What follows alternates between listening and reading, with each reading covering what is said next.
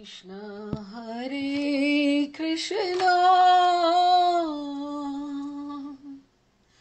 Krishna Krishna Hare Hare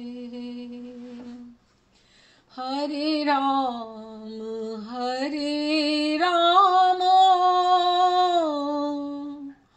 Ram Ram Hare Hare Hare Krishna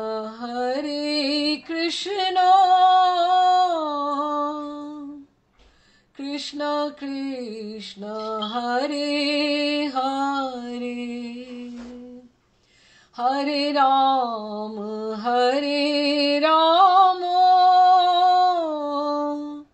Ram Ram Hare Hare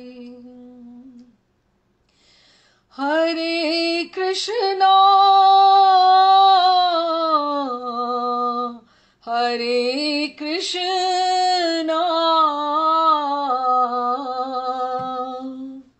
Krishna Krishna Hare Hare Hare Rama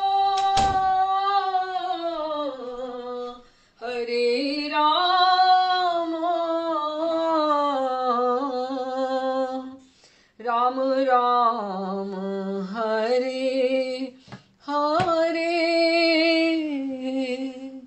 Hare Krishna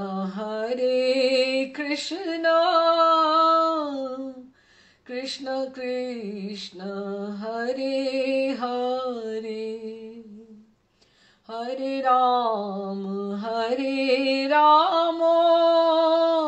Ram Ram Hare Hare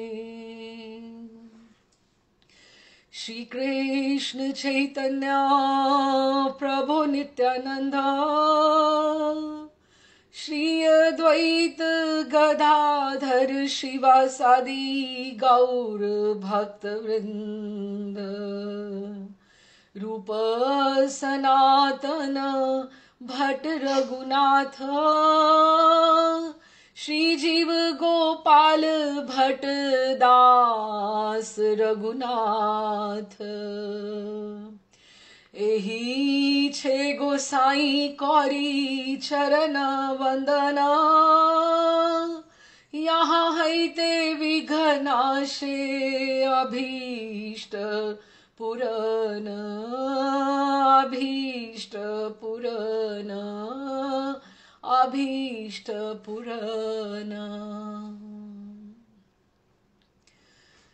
Thakur ji की कृपा से और महाराष्ट्र के आश्रय में श्री नरोत्तम ठाकुर जी की प्रार्थनाओं का क्रम में आज हम 10वीं प्रार्थना का आस्वादन कर रहे हैं। आज सबसे पहले तो श्री जगन्नाथ जी के महाभाव प्रकाशमय दिवस की आज सबको बहुत बहुत बधाई। जल स्नान यात्रा की सबको बहुत बधाई।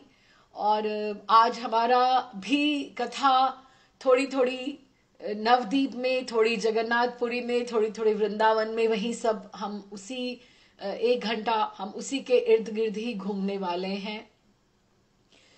तो सबसे पहले हम गान कर लेते हैं। जिनके पास है नरोत्तम प्रार्थना तो कृपया 10वीं प्रार्थना निकाल लीजिए। धन मोर नित्यानंद पति मोर गौरचंद्र, ताकि आप पंक्ति में इसका आस्वादन कर पाएं। धन मोर नित्यानंद पति मोर गौर चंद्र, प्राण मोर युगल किशोर, प्राण मोर युगल किशोर, अद्वैत आचार्य बल गदाधर मोर कुल, नर हरि विलासई मोर, वैष्णव वैष्णवेर पद धूली ताहे मोर स्नान केली तर्पण मोर वैष्णवेर नामो विचार करिया मने भक्ति रस आस्वादने मध्यस्थ श्री भागवत पुराण वैष्णवेर उच्छिष्ट ताहे मोर मन निष्ठा वैष्णवेर नामे ते उल्लास वृंदावने चबूतरा ताहे मोर मन घेरा कहे दीन नरोत्तम दास कहे दीन नरोत्तम दास।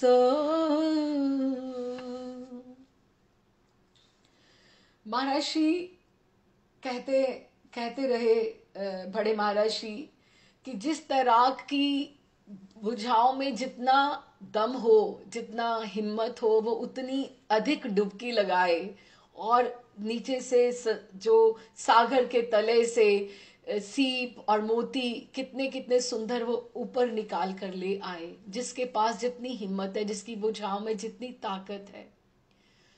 लेकिन हमारे पास तो कोई योग्यता नहीं है, कोई सामर्थ्य नहीं है। हम अपने गुरुदेव अपनी परंपरा के आश्रय में इतना सुंदर नरोत्तम ठाकुर की प्रार्थनाएं हैं, महामंत्र भी है, नाम जप करते हैं हम लोग। लेकिन ये जो सिद्ध भजन है, ये सिद्ध पद पदावली है, सूरदास जी ने लिखा, कुछ तुलसीदास जी ने लिखा, कुछ कबीर ने लिखा, और ये जैसे रूप गोस्वामी पाद ने लिखा है, रघुनाथ दास गोस्वामी पाद, और ये नरोत्तम ठाकुर की जो प्रार्थनाएं, ये अमोघ मंत्र हैं। इनका बार बार उच्चारण गायन होना चाहिए। ऐसे ही होना चाहिए जैसे घर में हनुमान चालीसा का हम पाठ करते हैं, बच्चे को कंठस्थ है। हम गौड़ियों को इस तरह से ये प्रार्थनाओं का अभ्यास होना चाहिए कि हम बार बार इसका गायन करें, इसका आस्वादन करें। तो हम भी महाराष्ट्र के आश्रम में, हमारी योग्यता, हमारी कृपा, हमारी तो कोई है नहीं, क्षमता नहीं है, लेकिन हम भी आस्वादन करने के लिए इस गहरे प्रार्थना में डुबकी लगाते हैं। इसमें हम देखते हैं कितना हम भाव बटोर के लेकर आते हैं। लेकिन सीधे सीधे अगर हम हल्के से एक बार बात करें तो ये जो है पद धन मोर नित्यानंद पति मोर गौरचंद्र, ये कोई किससे पूछे आपका क्या नाम है, आपके गुरुदेव कौन है, आपका संप्रदाय कौन सा है, आप कौन सी भक्ति प्रणाली को करते हैं, आपका जो बेसिक आईडी है, बेसिक आईडी हम बोले, हम अपना आधार कार्ड जिसको बोले, या आईडी बोले, या एलियन कार्ड, या जिस तरह से कि इसके ऊपर सारा पासपोर्ट आपका जो लिखा होता है, ये पासपोर्ट नंबर है आपका। आपके फादर कौन है, आपके मदर कौन है, ये तो यहाँ की बात है, इस जन्म की बात है। लेकिन ये आपका परिचय का कार्ड है, इंट्रोडक्शन का कार्ड है, जो ये वहां धाम में चलने वाला है। और एक प्रणाली, हमारी परंपरा के बारे में उन्होंने पूरी बात करी है। हम सब गौड़िए हैं जो आज सुन रहे हैं।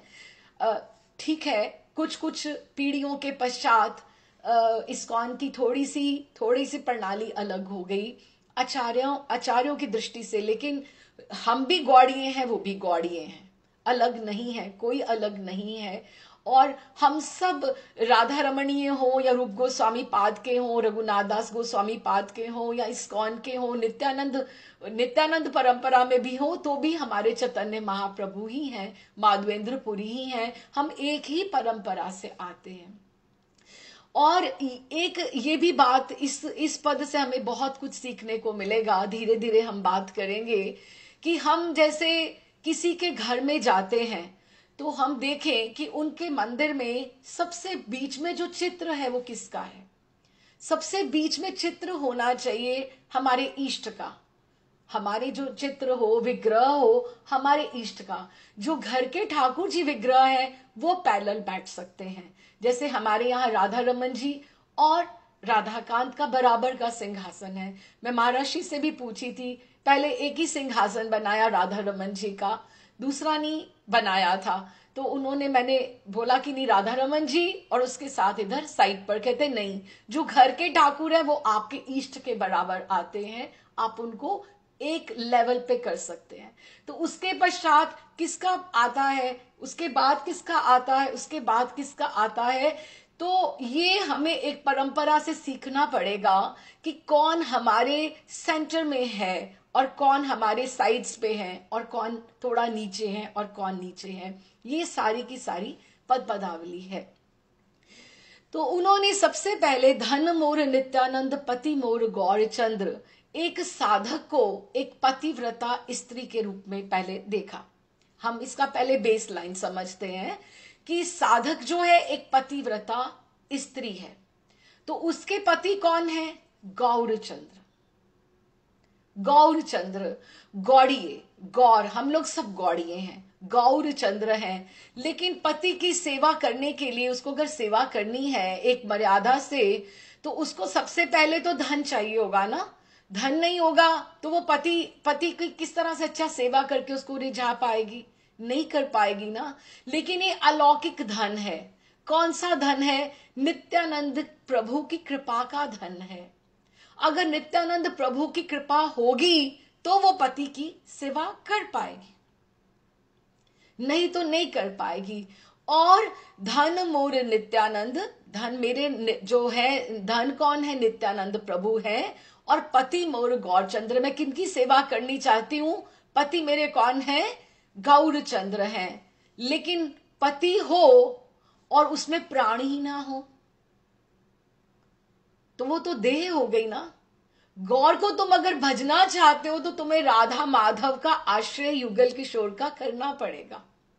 प्राण मेरे मोर युगल किशोर, जो राधा माधव हैं, राधा रमन जो हैं, जो तुम्हारी युगल सरकार हैं, राधा गोविंद देव, राधा रमन जी जो हैं हमारे, वो प्राण हैं, वो पति के प्राण हैं। तो ये धन मोर नित्यानंद पति मोर गौरचंद्र, प्राण मोर युगल किशोर।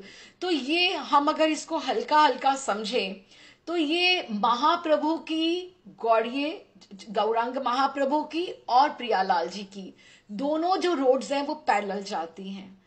वैसे तो बहुत संप्रदाय हैं, बहुत संप्रदाय हैं जो ठाकुर जी को मानते हैं, लेकिन जो गौड़िय है वो ठाकुर जी को, प्रियालाल जी के रस को उतना ही अधिक समझ सकता है जितना उसने महाप्रभु को, जगन्नाथ जी को समझा है।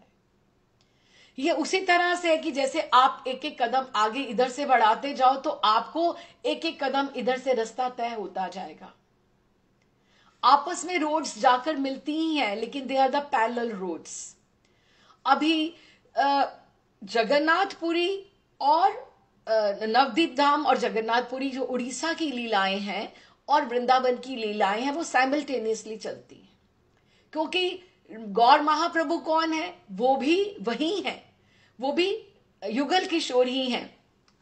इसीलिए श्री नरोत्तम महाशय इस पद में अपने उपास्य के प्रति मन की निष्ठा बता रहे हैं और उन्होंने कितना सबको कितना कितना ऊपर नीचे रखा है, हम उसको समझ रहे हैं कि धन मोर नित्यानंद पति मोर गौरचंद्र, कि गौड़ीय वैष्णवों के लिए पंच तत्व और राधा गोविंद एक साथ आराध्य तत्व है। जितने इंपॉर्टेंस युगल किशोर है उतने इंपॉर्टेंस है यहां पर। इसलिए आप मायापुर जाइए तो एक तरफ पंच तत्व है, एक साइड पर राधा माधव और अष्ट सखियां हैं, क्योंकि दोनों उस प्लेटफॉर्म पे हमारे लिए जरूरी हैं। इसीलिए हम कुछ भी करें सबसे पहले हम पंच तत्व का प्रणाम मंत्र करते हैं, श्री कृष्ण चैतन्य प्रभु नित्यानंद। क्यों? क्योंकि इनकी कृपा अगर लेकर हम चलेंगे, फिर माला कोई शुरू करनी हो, अगर भजन की माला हम शुरू करते हैं तो सबसे पहले प्रभुपाद ने भी कहा सबसे पहले बोलो श्री कृष्ण चैतन्य प्रभु नित्यानंद। क्यों? क्योंकि इनकी कृपा से ही हम आगे बढ़ेंगे। लेकिन हमें बढ़ना कहाँ है? बढ़ना हमें युगल किशोर की तरफ ही है, वो प्राणों की तरफ ही बढ़ना है। यही हमारे आज का स्लोगन है, प्राण मोर युगल किशोर।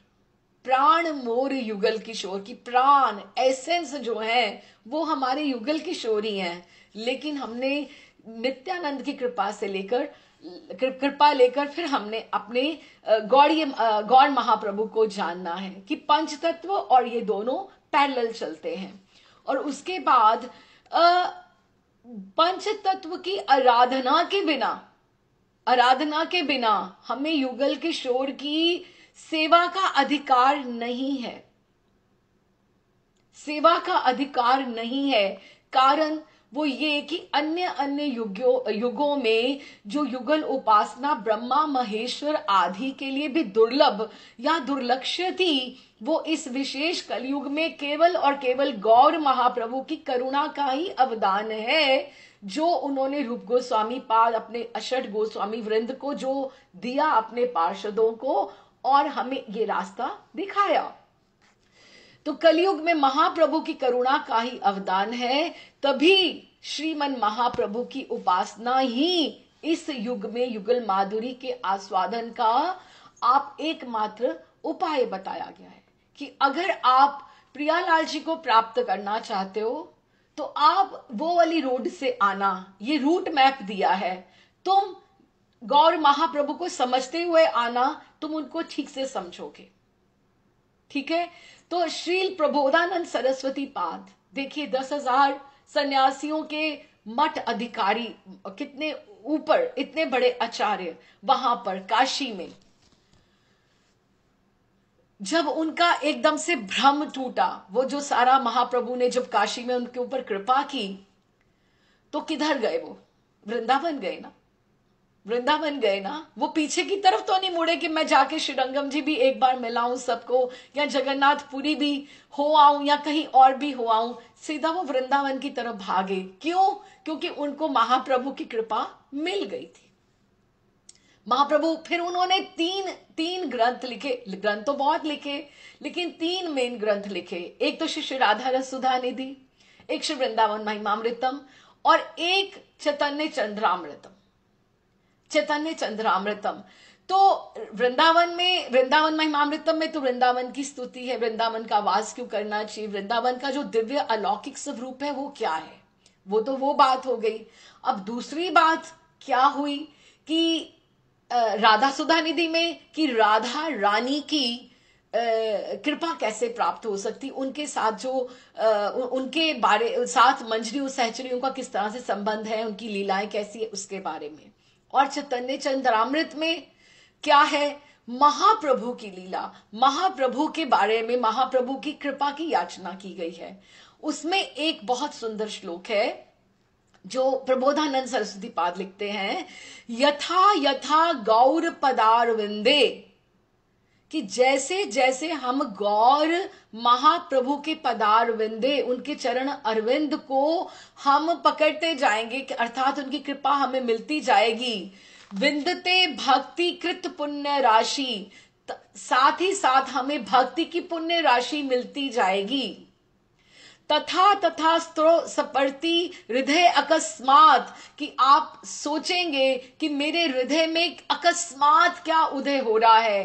राधा पदाम्बोज सुधा अंबु राशि, राधा रानी के चरणों का अमृत की अंबु राशि वो उछलित होकर आती जाएगी।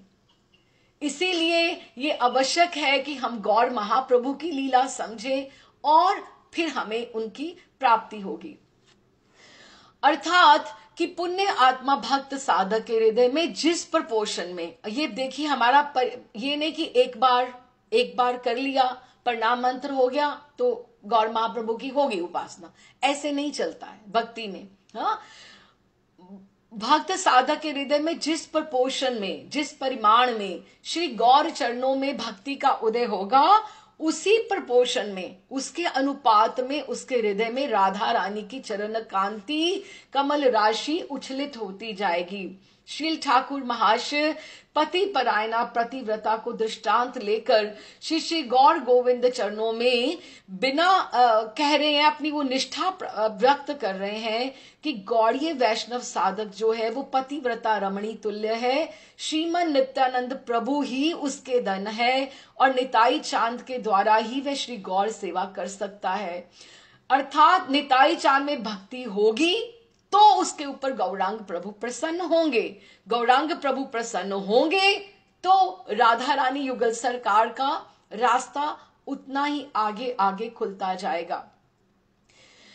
जो नित्यानंद प्रभु है, हमने कल परसों ही वो दही चेड़ा उत्सव हुआ जो पानीहाटी में रघुनाथ दास गोस्वामी सबसे बड़ी उसकी दृष्टांत है। उन्होंने रघुनाथ दास गोस्वामी ने 2 बार कोशिश की, 2 बार प्रयत्न किया। उन्होंने गौर महाप्रभु को भी मिले, एक बार शांतिपुर, एक बार नवदीप धाम उधर जगन्नाथपुरी में जाकर, लेकिन उन्होंने उनको बोला कि नहीं, आप वापस जाइए और आप बिल्कुल अनासक्त होकर, एकदम से अनासक्त होकर, निरासक्त होकर आप सब अपने कार्य कीजिए, आपके ऊपर कृपा होगी। लेकिन क्या होता है कि उनको कृपा की प्राप्ति नहीं होती है। वो बेस्ट एग्जाम्पल है। और देखिए, रघुनाथ दास गोस्वामी नित्य सिद्ध किंकरी है और महाप्रभु के पार्षद है, वो साधारण जीव नहीं है, फिर भी उनको किस तरह से प्राप्ति होती है। उन्होंने साधक की तरह ही स्वयं आचरण करके जन जन को इस भजन कौशल की शिक्षा दी, हमें ट्रैक दिया कि अतुल राज वैभव के अधिकारी वो हिरण्य गोवर्धन के एकमात्र पुत्र और रघुनाथ गौर प्राप्ति, चरण प्राप्ति के लिए इतने अधीर और उत्कंठा से व्याकुल थे, वो एकदम बंधन में पड़े हुए थे। ये जानकर कि निताई चांद की करुणा के बिना गौर चरण प्राप्ति सर्वथा असंभव है, वे पानीहाटी श्री नित्यानंद प्रभु के निकट वो पहुंचे। जब नित्यानंद प्रभु आते हैं वहां पर तो दैन्य से भरकर, कि वो इतना दैन्यता में थे कि मुझे महाप्रभु की प्राप्ति नहीं हो रही है, गौर महाप्रभु की, तो वो उनको दूर से प्रणाम करते हैं। तो सेवक उनको जाकर इंट्रोड्यूस करते हैं कि वो इसके हैं जमींदार के बेटे हैं, हिरण्यागर्भ के, इसके गोवर्धन के बेटे हैं रघुनाथ दास गोस्वामी पा। तो सेवकों ने बताई तो एकदम से नित्यानंद प्रभु उठकर आते हैं, स्वयं उठकर आते हैं और क्या कहते हैं, सुनी प्रभु कोहे चोरा दिली दर्शन, कि तुम चोर हो, तुमने कोशिश करी गौर महाप्रभु की कृपा प्राप्त करने के लिए, लेकिन तुमने मेरे दर्शन नहीं किए, मुझसे नहीं याचना की, क्योंकि गौर संपदा जो है वो मेरी है, एक्सक्लूसिवली वो मेरा खजाना है। अगर तुम मेरे रास्ते से जाते तो तुम्हें और कृपा भी जुड़ जाती, लेकिन तुमने सीधा उनको पकड़ने की कोशिश करी। सुनी प्रभु कहे चौरा दिली दर्शन, कि आज तुम्हें मुझे दर्शन दिए हैं। ये चैतन्य चरितामृत में लिखा है, आए आजी तौरे करिनु दंडन, कि मैं तुम्हें आज दंड देने आया हूं। प्रभु बोलाए ताही निकट ना करे गमन, आकर्षिया तार माथे धौरीले चरण, कि मैं तुम्हें आज कृपा करूंगा तुम्हारे ऊपर। कौतुकी नित्यानंद सहजे दयामय, रघुनाथ कहे कछु हया सदय, निकट न आइस मोर भागो दूरे दूरे, कि तुम मेरे पास नहीं आते हो, मुझसे तुम दूर दूर भागते हो। आज ही लागी पाइछो दंडी भी तुम्हारे, कि आज मैं तुम्हें दंड दूंगा। दधी चिवड़ा भक्षण कराहो मोर गणे, सुने आनंदित हेलो रघुनाथ मने, कि उन्होंने कहा कि तुम दंड तुम्हारा यही है कि तुम मुझे और मेरे गणों को तुम इस तरह से। हमने कल परसों ये सारा प्रसंग हुआ, यूट्यूब पे लिंक था, सबने हमने श्रवण किया ही होगा कि नित्यानंद चांद ने रघुनाथ को चोर कहा। चोर किसको बोलते हैं, जो दूसरे के धन को गुप्त रूप से लेने की चेष्टा करता है। और उसी प्रकार रघुनाथ ने निताई का धन गौर चरण उन्हें बिना बताए गुप्त रूप से पाने का प्रयास किया। इसी चोरी के लिए निताई चांद ने उन्हें जो दंडवेश दिया, और वो भी अति अपूर्व था। एक तो निताई चांद की करुणा, फिर उनके पार्षदों की करुणा, महदगण का मणि कांचन संयोग हो गया। इस प्रकार निताई चांद ने रघु के सभी प्रकार के बंधन छीनकर उन्हें शीघ्र ही गौरचनों की प्राप्ति के लिए वहां भेज दिया महाप्रभु के पास। और वो सपार्षद महाप्रभु की अजस्र करुणा धारा में स्नान कर धन्य हुए। महाप्रभु के पहले तो उन्होंने सबसे ज्यादा जो उन्होंने गौर महाप्रभु का सब गोस्वामियों में से रघुनाथ दास गोस्वामी ने उनका संग किया और पहले तो उनके साथ जगन्नाथपुरी में रहे और उसके बाद वृंदावन के ब्रिज मुकुट मणि श्री राधा कुंड का आश्रय लेकर राधा पाद पद्मों की प्राप्ति की लालसा में कैसे तन्मय हुए, इसका तो हमें सबको पता है। अर्थात कहने का अर्थ ये हुआ कि रघुनाथ गोस्वामी पाद ने जो रूट बताया यही है, धन मोर नित्यानंद, पहले धन लिया, फिर पति की सेवा की और फिर प्राण मोर युगल किशोर, फिर राधा कुंड कृष्ण कुंड पर जाकर उन्होंने भक्ति की। वैसे भी जो नित्यानंद प्रभु हैं, जैसे गौर महाप्रभु राधा और कृष्ण का मिलित अवतार है ना, राधा और कृष्ण का मिलित अवतार है। उस तरह से किसी में देखो 60-40 है, 70-30 है, इस तरह से प्रोपोर्शन रहता है। चैतन्य चरितामृत में अगर हम पढ़े तो अगर हम देखें, बहुत से कैरेक्टर्स हैं, जैसे जगन्नाथ मिश्र जो हैं वो नंद बाबा भी हैं, वासुदेव भी हैं, दशरथ भी हैं। अब कौन कौन सा भाव उनमें कितना कितना है। जो शची मैया है वो कौशल्या भी हैं, वो देवकी भी हैं और वो यशोदा मैया भी हैं। वो उनमें कौन सा अदिति भी हैं, कौन सा कितने कितने परसेंटेज रहती है, उन अवतारों में आगे आगे हमें समझ में आती है। लेकिन अगर हम नित्यानंद में अगर हम समझें तो नित्यानंद में बलराम तत्व तो है ही है, संकर्षण तत्व तो है ही है, लेकिन उनमें राधा रानी की छोटी बहन अनंग मंजरी का भी समावेश है। जब गौर महाप्रभु में राधा रानी का भाव एकदम से आवेश अधिक हो जाया करता था, तो नित्यानंद प्रभु, अब राधा रानी को तो नित्यानंद प्रभु नहीं संभालेंगे ना, राधा रानी के आवेश को कौन संभालेगा, अनंग मंजरी उनकी छोटी बहन संभालेंगी। इसीलिए जानवी मैया भी अनंग मंजरी का ही अवतार माना जाती हैं कि वो भी इसी तरह से अनंग मंजरी, जैसे रूप गोस्वामी पाद योगपीठ के चित्रों में अगर हम देखते हैं तो रूप गोस्वामी पाद सबसे बड़ी हैं, उस तरह से सबसे बड़ी मंजरी अनंग मंजरी है। जिस तरह से हमें रूप मंजरी की याचना करनी चाहिए कृपा की, उस तरह से हमें अनंग मंजरी की भी करनी चाहिए। तो नित्यानंद जो है वो अनंग मंजरी का भी अंश है उनमें। वो महाप्रभु को संभालने के लिए नित्यानंद बलराम लक्ष्मण तत्व भी है, लेकिन उतना अधिक नहीं है। वो अनंग मंजरी का भाव राधा भाव के प्रोपोर्शन के हिसाब से उनमें है। इसीलिए हम आगे चलते हैं तो नित्यानंद के बारे में राघव पंडित जो हैं, राघव पंडित, हमने राघव की झाली पढ़ा हुआ है। जगन्नाथ बाबा जिनका श्रीनाथ जी का मंदिर है पूछी के पास, वहां पे अप्सरा कुंड के पास, वहां पर भी राघव पंडित की गुफा है। राघव पंडित जो है वो धनिष्ठा सखी नंद भवन में जो होती है उनका अवतार है, उनका अंश है। तो चैतन्य चरितामृत में लिखते हैं, चैतन्य भागवतम में महाप्रभु ने खुद राघव पंडित को बोला है, राघव तुम्हारे आमी निज गोप्य कही, कि मैं तुम्हें एक बहुत गोप्य बात कहता हूं, अमार द्वित्य नाही नित्यानंद वही, कि मेरे वो द्वित्य क्लेवर है, डायरेक्ट एक्सपेंशन है। डायरेक्ट एक्सपेंशन हमें समझना चाहिए। ए नित्यानंद जय कराए अमारे, कि जो मैं हूं वही नित्यानंद है। इसलिए आप देखिए कि हम तुलसी जो अर्चन होता है, हम नित्यानंद प्रभु को भी कर सकते हैं, तुलसी उनको भी चढ़ाई जाती है। से कौड़ी आमी ए बोलिल तुम्हारे, कि मैं तुम्हें ये बात बताता हूं, आमार सकल कर्म नित्यानंद द्वारे, कि मेरा जो कृपा होती है वो नित्यानंद के द्वार से आगे बढ़ती है। ए आमी अकपटे कह लो तुम्हारे, मैं तुम्हें अकपट होकर ये सारी बात कह रहा हूं। जे आमी से नित्यानंद भेद नाई, तोमार घरई सभा जानिया एथाई, महायोगेश्वर जहां पाईते दुर्लभ, नित्यानंद होइते तहां पाईबा सुलभ। कि जो महायोगेश्वर को भी पाना जो दुर्लभ होता है, लेकिन अगर जहां नित्यानंद खड़े होते हैं तो वो एकदम से सुलभ हो जाता है। इस तरह से उन्होंने इस बात को खोलते हुए ये हमें बताया कि महाप्रभु कहते हैं, स्वयं उन्होंने कहा है कि ये बहुत जरूरी है कि हम नित्यानंद प्रभु की कृपा पहले प्राप्त करें। अगर हमारे पास वो धन होगा, वो करुणा होगी, वो कृपा होगी, तो ही हम आगे बढ़ सकते हैं।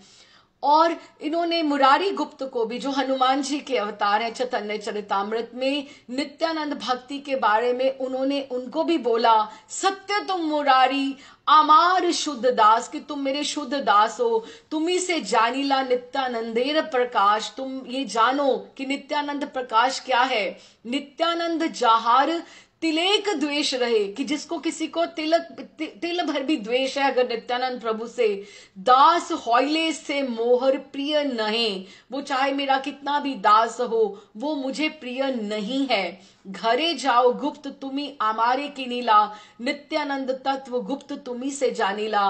कि तुम इस गुप्त बात को तुम प्रकाश करना अपने कड़चा में, कि जो नित्यानंद तत्व के रास्ते से मेरे पास आएगा उसको अधिक करुणा मिलेगी।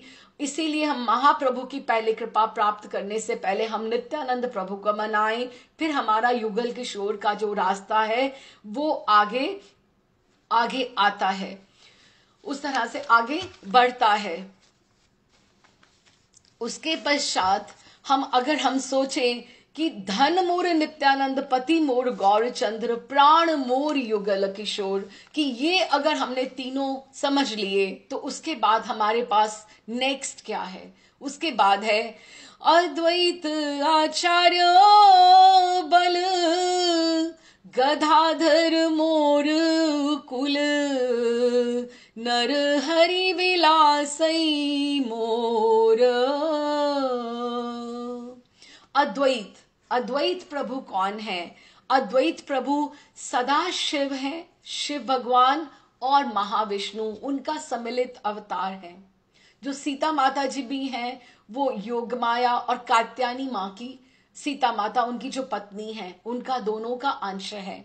इस तरह से सदा शिव, और हम अगर अद्वैताचार्य, हमने अद्वैत, इसीलिए हमारे लिए देखो अद्वैत सप्तमी करना, नित्यानंद त्रयोदशी करना और गौर पूर्णिमा, तीनों हमारे लिए जो मेन तीन पंच तत्वों में से जो तीन आते हैं, इनका व्रत करना अच्छा माना गया है, गौड़ियों को करना ही चाहिए। तो अद्वैत आचार्य बल, इनको क्या बोला जाता है? महर्षि बोल रहे कि इनको गौराना गुसाई बोला जाता है। गौराना गुसाई की जो गौर को अवतरित कराने वाले हैं। गंगा जल पे इन्होंने बैठ के कितनी तपस्या करी, तुलसी अर्चना करी, तुलसी अर्चना कर करके उन्होंने आवाहन किया कि इनका इतना बल है, इतना भक्ति में तुम्हें अगर बल चाहिए तो तुम्हें अद्वैता आचार्य का बल लेना पड़ेगा, अगर भक्ति में तुम्हें करना पड़ेगा। इसलिए श्री कृष्ण चैतन्य प्रभु नित्यानंद, श्री अद्वैत गदाधर, सबका नाम आता है पंच तत्व में इसमें। तो अद्वैत आचार्य महाशिव तत्व जो है वो गुरु तत्व है, और ये हमारा परंपरा है। हम अपने सामर्थ्य से आगे नहीं बढ़ सकते, गुरु परंपरा से ही आगे बढ़ सकते हैं। और अद्वैता आचार्य जिनमें इतनी शक्ति है, जिसमें इतना बल है, जो महाप्रभु को अवतरण कर सकते हैं, वो हमें भी आगे भक्ति में बढ़ने के लिए अद्वैता आचार्य हमें आगे बढ़ाएं। और अद्वैता आचार्य जो है वो हमारे कुल हैं। सॉरी,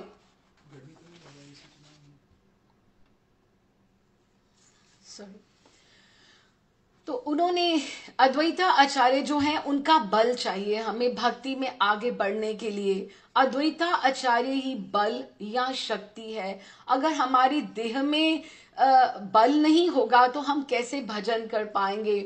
गौर सुंदर प्राप्त किए हैं ब्रिज रस साधनों का सौभाग्य जैसे मिलता है कुछ भी हम इनकी कृपा, आचार्यों की कृपा के बिना हम नहीं कर सकते, प्राप्त कर सकते। महाप्रभु ने अपने श्रीमुख से रूप सनातन को कहते हैं। देखिए, हम समझें, प्रेम, ये चैतन्य भागवत में से है, प्रेम भक्ति वांछा यदि करो हो एखेन, जो महाप्रभु रूप गोस्वामी को बता रहे हैं। कितनी जरूरी बात होगी ना। क्या बोल रहे हैं? प्रेम भक्ति वांछा यदि करो हो एखने, कि अगर तुम्हारे में वांछा है तबे धरी पड़े ए अद्वैत चरणे।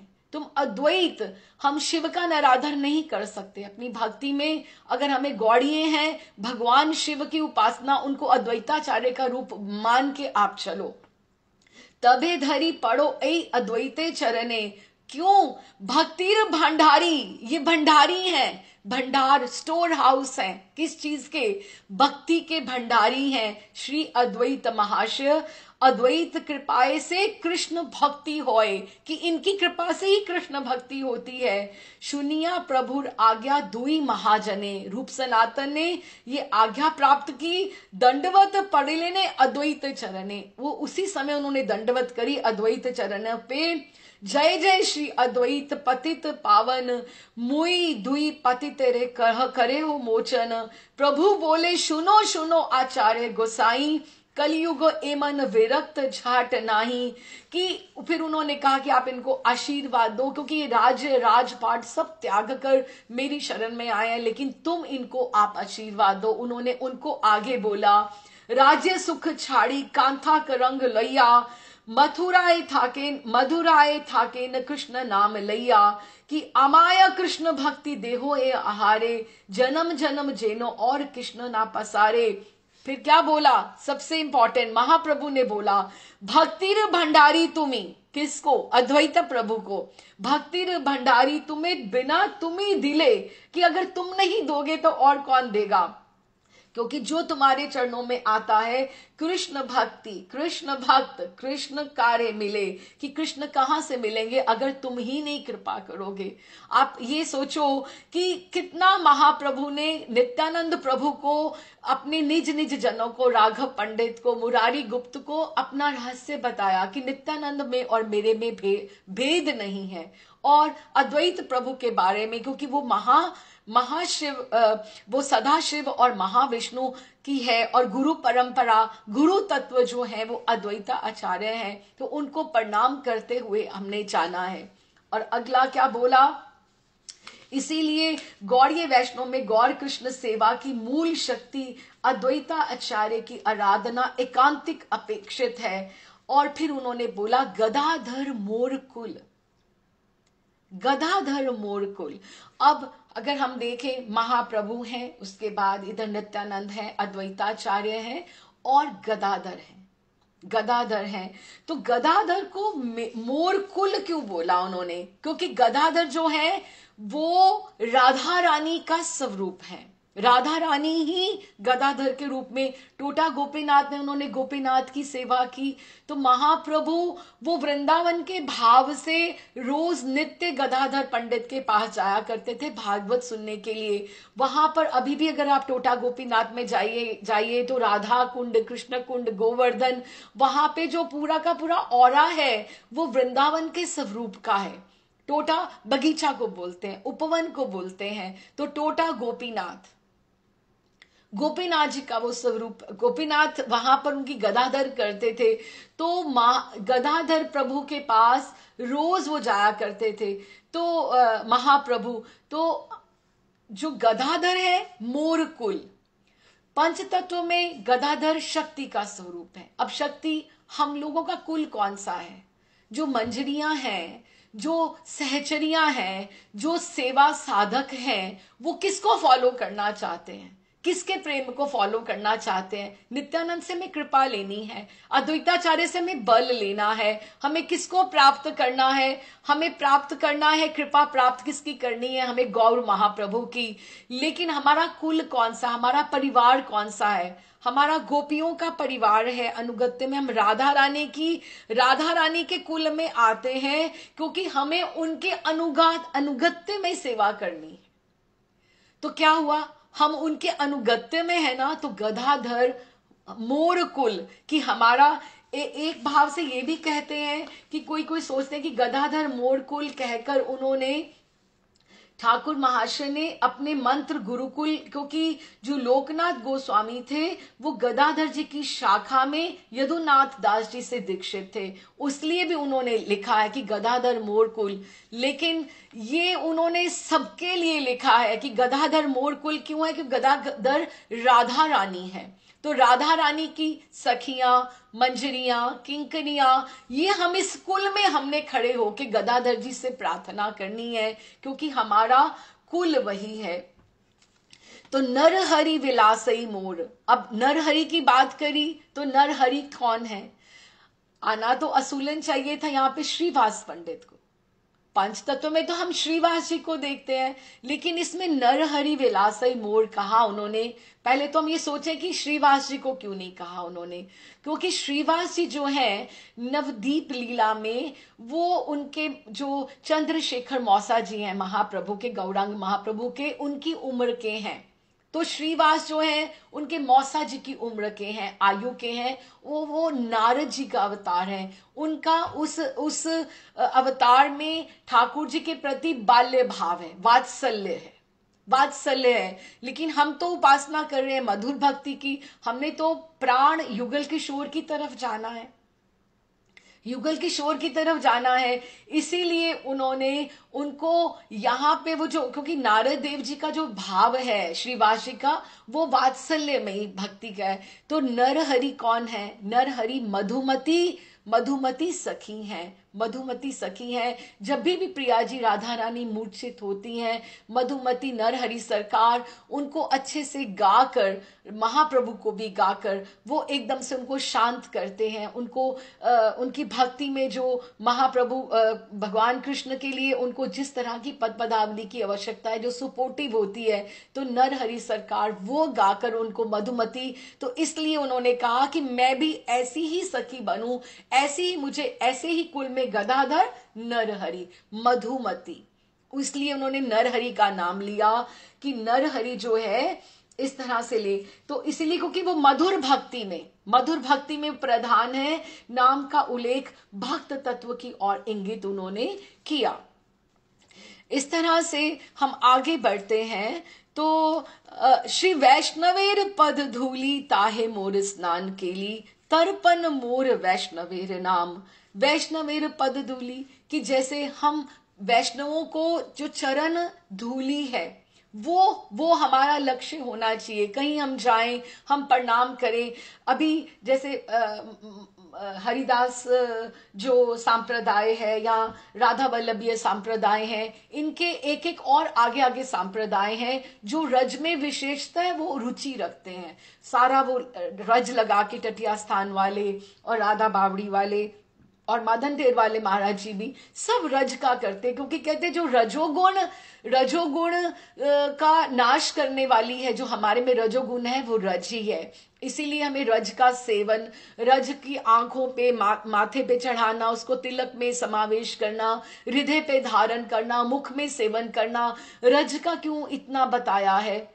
क्योंकि रज जो है उसमें बहुत सारी चीजों का, रज ही से ही कृपा आरंभ होती। वैष्णवों की, जैसे वैष्णवों का संग है, उसी तरह से वैष्णवों की चरण धूली, हमें संग हर बार तो नहीं मिल सकता, लेकिन चरण धूली, चरण रज हम लेकर इकट्ठी रख सकते हैं, उसका धीरे धीरे हम उसका सेवन कर सकते हैं। और राधा कुंड कृष्ण कुंड भी क्या है?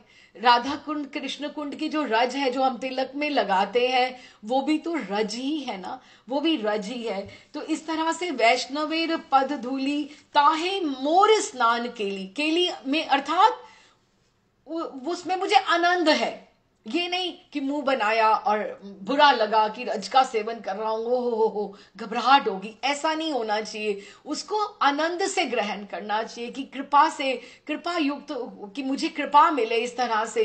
ताहे मोर स्नान केली और तर्पण मोर वैष्णवेर नाम, कि वैष्णवों की पदरज से अभिषिक्त हुए बिना, जैसे हम बोले तुलसी, तुलसी होनी ही चाहिए। उस तरह से अगर चरणों की रज वैष्णवों की हमारे मस्तक पे धारण की है तो ठाकुर जी को ये बहुत प्रिय है। वो भगवान में हमारे प्रति रति उत्पन्न कर देगी कि ये वैष्णवों का, ये फलां का वैष्णव का आशीर्वाद लेकर आया है, इसके गुरु ये हैं, इसके इनकी चरणों की रज लेकर आया है।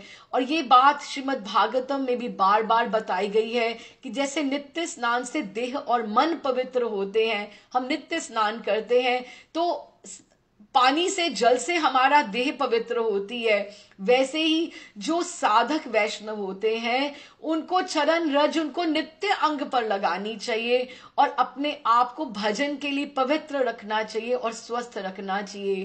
केली शब्द से यही समझना चाहिए कि रज का सेवन आनंद के साथ करना चाहिए, उसमें लेश मात्र भी लज्जा या संकोच बिल्कुल नहीं होना चाहिए। और तर्पण मोर वैष्णवेर नाम, इससे क्या अर्थ हुआ कि जिस तरह से मनु संहिता में पितृ यज्ञ को तर्पण कहा गया है, लेकिन जिस कुल में एक भक्त उत्पन्न होता है उसकी पिछली कितनी पीढ़ियां और आने वाली कितनी पीढ़ियां तर जाती हैं, यही हमारे लिए तर्पण है। जिसमें एक कृष्ण नाम का उच्चारण करना कोई आरंभ हो जाता है तो पितृ कितने प्रसन्न हो जाते हैं, उनको तर्पण मिल जाता है। उनको कितनी प्रसन्नता होती कि हमारे कुल में देखो ये भक्त, हमारा पिछला भी तर गया, ये हमारा अंश इतना आगे बढ़ रहा है।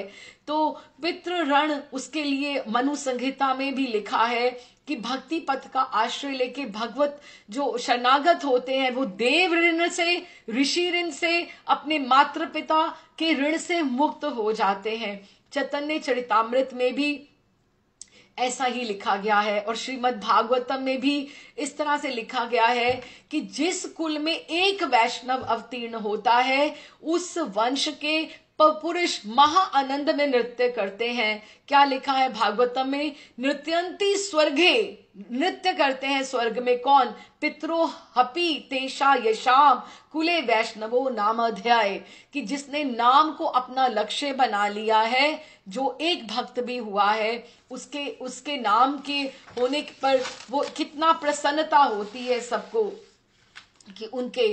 तो उसके पश्चात हमारा आता है विचार कोरिया मने भक्ति रस आस्वादने मध्यस्थ श्री भागवत पुराण। कहते मैंने बहुत विचार किया। ये हमारी इंट्रोडक्शन हो रही है ना सारी की सारी, कि हमारे लिए ग्रंथ कौन सा उपयुक्त है, सबसे सर्वोपरि हमारे लिए कौन सा है। कि मैंने बहुत विचार किया, बहुत, कि भक्ति रस का आस्वादन करना हो। भगवत गीता भी है लेकिन वो कर्म ज्ञान योग पे चलना है, कर्म योग पे चलना है, वो जनरलाइजेशन है, उसमें ज्यादा अधिक है, वो उपदेशात्मक है। लेकिन भक्ति रस पे चलना हो तो उसके लिए तो अगर हमें मध्यस्थ श्री भागवत पुराण की विचार करके देखें तो हमें समझ में आएगा कि सर्व वेदांत सार श्रीमद् भागवत ही एक ऐसा ग्रंथ है जो भक्ति रस आस्वादन के मामले में मध्यस्थ सबसे बड़ा है। पंचम जैसे पुरुषार्थ बोलते हैं उस तरह से सबसे ऊपर यही है कि इसी का होना चाहिए। तो विचार कौरिया मने, कि मैंने बहुत विचार किया कि भक्ति रस के आस्वादन के लिए सबसे बड़ा जो ऊंचा है वो श्रीमद् भागवत पुराण है, इसीलिए उसका अनुष्ठान बार बार करते हैं, भक्तजन करते हैं, महर्षि करते हैं। और उसके पश्चात हम बढ़ते हैं, कहा वैष्णवेर उच्छिष्ट ताहे मोर मन निष्ठ वैष्णवेर नामे ते उल्लास। कौन वैष्णव?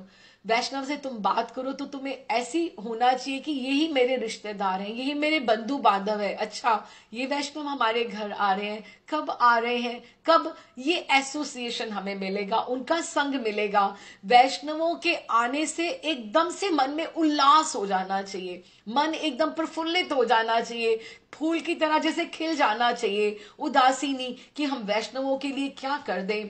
तो इस तरह से उन्होंने कहा कि वैष्णवेरित, वैष्णव अधरामृत, जो उच्छिष्ट किसको बोलते हैं? उच्छिष्ट, देखो गुरुजनों का उच्छिष्ट तो हमें लेना ही चाहिए। जब भी उच्छिष्ट बोलते हैं जो रेमिनेंट्स ऑफ फूड होते हैं, रेमिनेंट्स ऑफ फूड, जैसे महर्षि पा चुके हैं तो पीछे जो थोड़ा बहुत जल या कुछ जो बच जाता है, आचार्य लोगों का हमें पाना चाहिए। उसके जैसे बोलते हैं ना, किसी जिसका जूठा काटते हैं खाते हैं उसकी जैसी हमारी बुद्धि हो जाती है, मति हो जाती है। तो आचार्यों जैसी हमें आचार्यों की कृपा मिले तो उनके उच्छिष्ट, उसको हम जूठा नहीं बोलते, वो उच्छिष्ट है और उसको मिल बांट कर खाना चाहिए, अपने परिवारजनों के साथ करना चाहिए। इसीलिए भक्ति, जो भक्ति कामी साधक है, जो भक्ति चाहता है, उसका ये कर्तव्य है कि निष्ठा के साथ परम भक्ति पूर्वक उसका सेवन करे। ऐसे नहीं मुंह बनाकर नहीं, उल्लास के साथ, उल्लास के साथ। ऐसा भी देखो चैतन्य चरितामृत में एक और उल्लेख आता है कि ताते वैष्णवेर जूठा खाओ छाड़ी घृणा लाज। ये हमें गाइडलाइंस लिखी हुई चैतन्य चरितामृत में कि ताते वैष्णवेरे जूठा खाओ। अगर तुम भक्ति सकामी हो कि भक्ति प्राप्त करना चाहते हो, जूठा खाई छाड़ी घृणा लाज, जहां हईते पावे निच वांछित सब काज, तुम्हारे सब कार्य की पूर्ति होगी। कृष्णेर उच्छिष्ट होए महाप्रसाद नाम, जो ठाकुर जी का जो उच्छिष्ट है उनका अधरामृत है, उसको तो हम महाप्रसाद बोलते हैं। लेकिन भक्त शेष होइले, जो भक्तों का उच्छिष्ट है वो महाप्रसाद आख्यान, कि वो महाप्रसाद कहा गया है। ठाकुर जी को के प्रसाद को महाप्रसाद बोला गया है, जो भक्तों के उच्छिष्ट को उसको महाप्रसाद कहा गया है। फिर भक्त पद धूली और भक्त पद जल, कि भक्तों के चरण की धूली और भक्तों के चरणों का जल। भक्त भुक्त अवशेष तीन महाबल, ये तीन महाबल हैं जो एक भक्त को प्राप्त करने की, साधक को प्राप्त करने की चेष्टा करनी चाहिए। क्या? उच्छिष्ट, चरण धूली और चरणों का चरणोदक। जैसे गुरुदेव घर पे आए तो उनका चरणोदक लेना, उनके चरणों का मार्जन करना, वो जल अपने घर में आप स्प्रिंकल करो, अपने ऊपर करो, आप उसका सेवन करो। उसी में ही हमारा बल, वही तो है अद्वैत आचार्य बल। वहां से हमें बल मिलना है, गदाधर जी से हमें शक्ति मिलनी है, राधा रानी शक्ति है जो हमें आगे बढ़ाकर लेकर जाएंगी। इस तरह से उन्होंने कहा कि वृंदा वैष्णवेर उच्छिष्ट ताहे मोर मन निष्ठ, वैष्णवेर नामे ते उल्लास। और जब वैष्णव पास में आए, दूर पे देखे, आहा कितनी प्रसन्नता, आप गौड़देश से आए हैं, अरे आप नवदीप धाम के हैं, अरे आप नदिया रहते हैं, अच्छा आप मायापुर के दर्शन करके आए हैं, तो मन में प्रसन्नता होनी चाहिए। आप वृंदावन से हैं, अच्छा आपने बरसाने में वास ले लिया हुआ है, तो नामे ते उल्लास, आपके मन में से ही प्रसन्नता होनी चाहिए कि ये मेरे परिवार के बंधु बांधव हैं।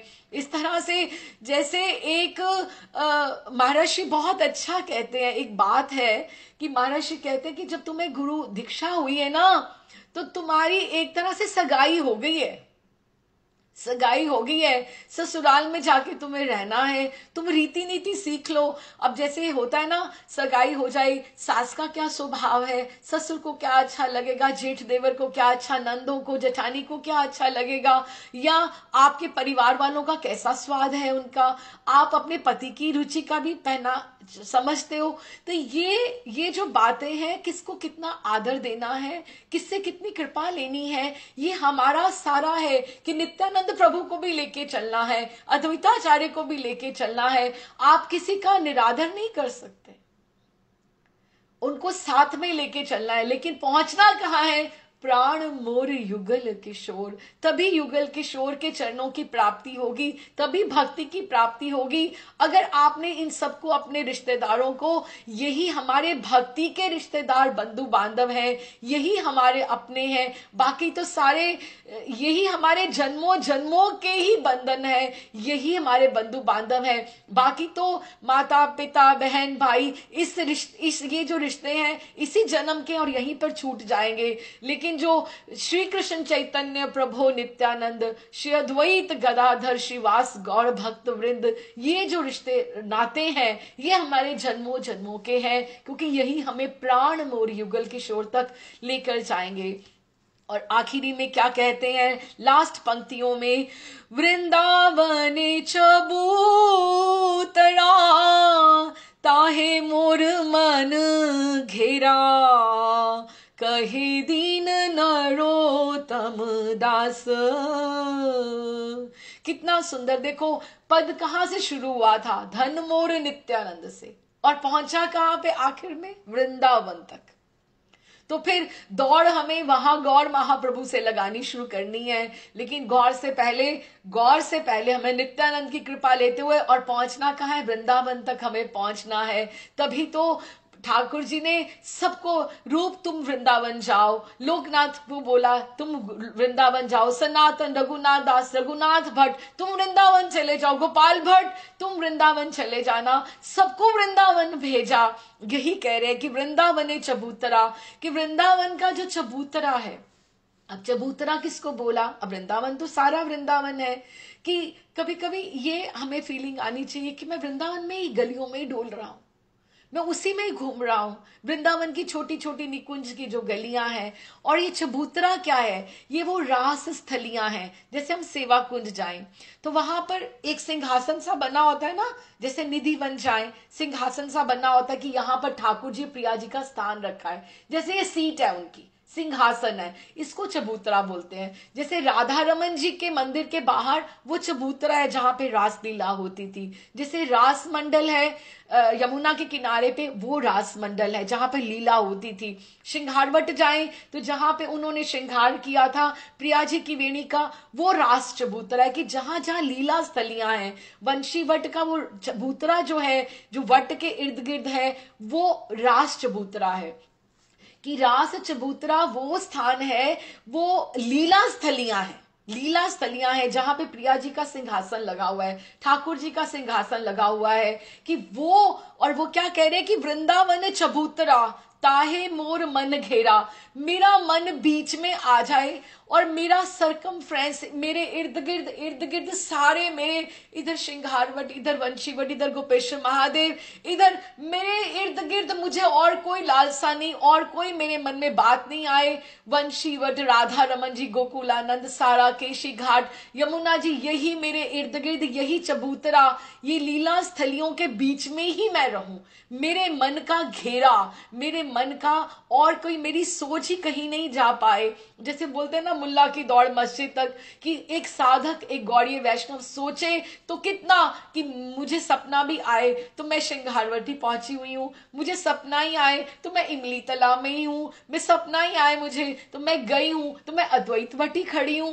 तो ऐसा ही ये कि मेरे मन में यही बातें आए, क्योंकि मेरे बंधु बांधव, मेरे ससुराल वाले, मेरे जिनकी मुझे सेवा करनी है, मेरे बस यही हैं और मेरे कोई नहीं है। यही वृंदावन चबूतरा ताहे मोर मन घेरा, ये हमारी ज्ञान गुदड़ी है, ये हमारे ब्रिजमोहन जी का क्षेत्र है, नरोत्तम ठाकुर का, ये हमारे जगन्नाथ जी का मंदिर है। यही हमारा घेरा पूरा का पूरा रहे। कहे दीन नरोत्तम दास बहुत दीनहीन होकर, बहुत प्रार्थना युक्त होकर सिर्फ यही कह रहे हैं कि मेरा वृंदावन चबूतरा ताहे मोर मन घेरा। ये सारा कुछ कृपा प्राप्त की, इससे की, नित्यानंद प्रभु से की, गौर से की, अद्वैताचार्य का बल लिया, गदाधर से शक्ति ली, नर हरि से विलास लिया, सीख ली, आगे आगे वैष्णव चरण धूलि ली, वैष्णव उच्छिष्ट लिया, उनका वैष्णवी का उल्लास लिया, भागवत पढ़ा, भक्ति प्राप्त की, और पहुंचे कहां, वृंदावन पहुंचे। कि एक हमारा ये सारे स्टेप्स हैं भक्ति के, और पहुंचना कहाँ है, हमारी यात्रा का हमारा ध्येय जो है। और इससे ऊपर और कहाँ क्या कहा जा सकता है, जिनको वृंदावन वास मिला है, अहो भाग्यम, उनके कितने बड़े भाग्य हैं, कितने सौभाग्यशाली हैं जो वृंदावन जो है वो प्रियालाल जी का हृदय है, उनका घर है, उनमें एक रात्रि क्या एक घंटा बिताना अपने इंसान की बस में नहीं है। आप बाहर फेंक दिए जाओगे जब तक उनकी कृपा नहीं हो। तो आप कितने भाग्यशाली हैं कि जो जो वहां पर वास कर रहे हैं। हमें भी आशीर्वाद दें, हमें भी वास मिले। तो बस इसके साथ ही कि वृंदावन चबूतरा सखी राधा माधव के मिलन का स्थान का ये जो महायोग पीठ है, राधा कुंड कृष्ण कुंड, वृंदावन में सब रतनमय चवर, जो चवर लगे हुए, छतरी नहीं लगी होती जैसे कृषि घाट पे छतरी लगी हुई है, ये उनका स्थान है। चबूतरा, वेदियां जिनके ऊपर राधा माधव ने बैठकर सखियों के साथ हास परिहास किया है, लीलाएं की। जैसे बरसाना में हम गहबर बन जाते हैं तो बहुत सारी ऐसे स्थान होते हैं ना जहां पे सिंहासन बना हुआ है, छतरी बनी हुई है, इसलिए कि यहाँ पर रास हुई है, ये स्थान है। तो यही बस मुझे अलौकित करे, मेरे भजन का पथ प्रशस्त करे। तो यही राधा माधव के अति रसमय लीला विलास स्थान को मेरा मन सतत घेरे रे, अर्थात उसको छोड़कर अन्यत्र कहीं कहीं कहीं ना जाए। यही नरोत्तम ठाकुर प्रार्थना कर रहे हैं। और हमें भी उन्होंने हमारा परिचय बताते हुए कि हमें कहां से उपासना पद्धति अपनी शुरू करनी है और कहां उसका विराम करना है। कहने को थोड़ा कठिन था पद, जब मैं शुरू भी कर रही थी सोच रही थी कहां से शुरू करूंगी, कहां से कैसे, लेकिन स्टेप बाय स्टेप नित्यानंद की कृपा लेकर आप चलोगे तो आपके लिए सब सुलभ है। उन्होंने खुद ही बोला है कि जो देव दुर्लभ है, किसी को भी नहीं जो प्राप्ति है, जिस किसी को भी प्राप्ति ना हो वो किसी को भी प्राप्त हो सकती। देखो बोला है ना, महायोगेश्वरो जहां पाईते दुर्लभ, महायोगेश्वर को भी जो दुर्लभ है, नित्यानंद होई तो ताहा पाईबा सुलभ। वो नित्यानंद प्रभु की कृपा से सब सुलभ हो जाता है। तो हम नित्यानंद प्रभु की कृपा लेके चले, अद्वैताचार्य का बल लेके चले, गौर महाप्रभु को हम कृपा की धारा में हम बहते हुए हम युगल किशोर की भक्ति रस का आस्वादन करें। वृंदावन के चबूतरा और वैष्णवों के साथ उनकी पद धूली, उनका चरण रज, उनका नाम, उनमें उल्लास रहे, उनके उच्छिष्ट में हमारी निष्ठा रहे। बस यही प्रार्थना है। और इसके साथ हम विश्राम करते हैं। आज का जो स्लोगन है कि प्राण मोर युगल किशोर, आते जाते हम ये बोले प्राण मोर युगल किशोर, लेकिन हम मान लेना इस प्राण के साथ बहुत सारे स्टेप्स भी हैं। वहां तक आप सीधा किसी के प्राणों को छू नहीं सकते हैं। आप किसी को प्राण, किसी के भीतर तक जाना हो तो आपको कहां कहां से आपको कदम कदम आगे आगे चलकर जाना पड़ता है, उसका हमें ध्यान रखना पड़ेगा। तो प्राण मोर युगल किशोर, इसके साथ हम आज के पद का विश्राम करते हैं। राधे श्याम जी, राधे श्याम।